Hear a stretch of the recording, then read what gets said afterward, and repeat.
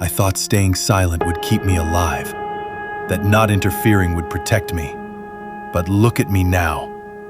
Did I really live, or just exist? What was I protecting? This pain? This filth? This rotting body? Too repulsive even for death? If I had screamed, if I had thrown a stone, made a noise, anything, maybe she would have lived. Maybe they would have run away. Maybe she'd be married now. Maybe she'd have a daughter. Maybe I would have died that night. But it would have been a clean death. Instead, what happened was worse.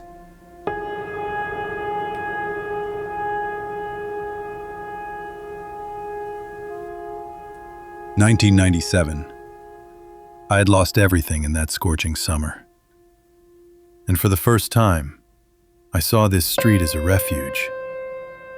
From Kanyakumari to Madurai to Tiruchirappalli, I wandered through every corner of this state.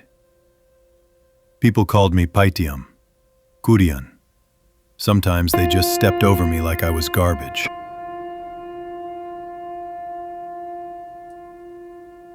But I wasn't always invisible. I was someone.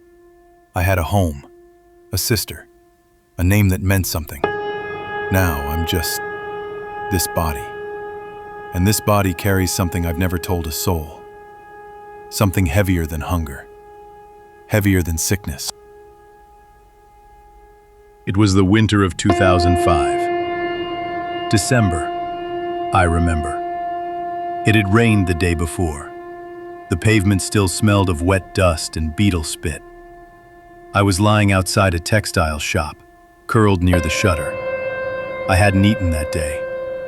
But hunger doesn't hurt me the way the world's noise does. That night, I heard something. Not the usual drunken fight. Not a lorry honking. It was a scream. A woman's scream. Sharp.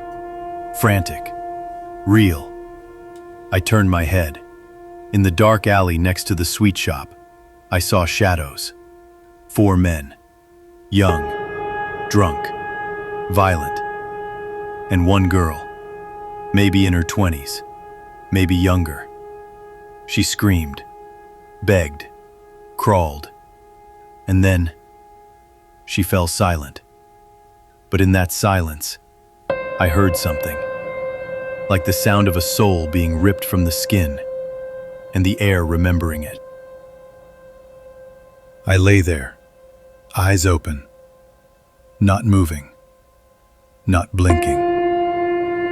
I heard everything. The tearing, the choking, the silence that followed. Then the sound of slippers running away. They left her there, bloodied, naked, cold. The streetlight flickered above her like even it wanted to look away. You know what I did? Nothing. I turned to the wall and pretended to sleep. I told myself, the world's been cruel to me. Let it be cruel to her too. I thought, why should I care? When my own sister died of a fever because no one gave us shelter. But now I know. That night, I wasn't merely watching. I was choosing. And what I chose was fear.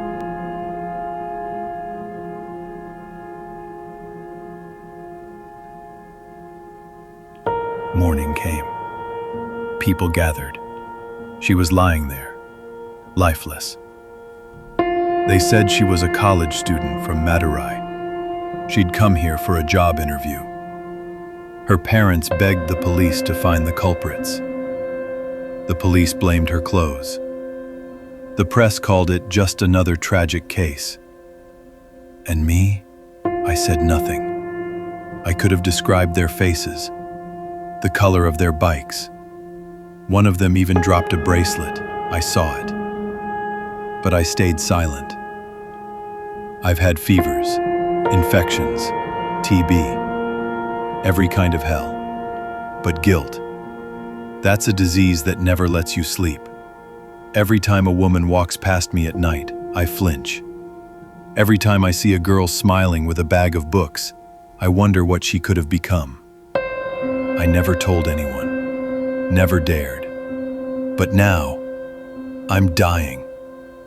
Hope left me a long time ago. Only this story stayed, and the confession that kept burning inside me. I don't deserve peace. I don't deserve forgiveness. Every single night since that one, I've seen her face. I thought staying silent would keep me alive, that not interfering would protect me. But look at me now. Did I really live, or just exist? What was I protecting? This pain? This filth? This rotting body? Too repulsive even for death? If I had screamed, if I had thrown a stone, made a noise, anything, maybe she would have lived. Maybe they would have run away. Maybe she'd be married now. Maybe she'd have a daughter. Maybe I would have died that night, but it would have been a clean death. Instead, what happened was worse. She died. I lived. And the life I lived after that night was hell. Not just because of the guilt, though that alone was enough to tear me apart. My body rotted. My soul decayed. I begged. I starved. I coughed blood on dirty pavements. If I had helped, even if it killed me, at least one of us would have survived with dignity. But I stayed silent, and in doing so, I destroyed 2 lives. Her name was Lakshmi. I read it in the paper. Lakshmi, I'm sorry. I stayed silent when your soul was screaming, and now that scream lives inside me. To the starving flames that cradle my decay, I surrender.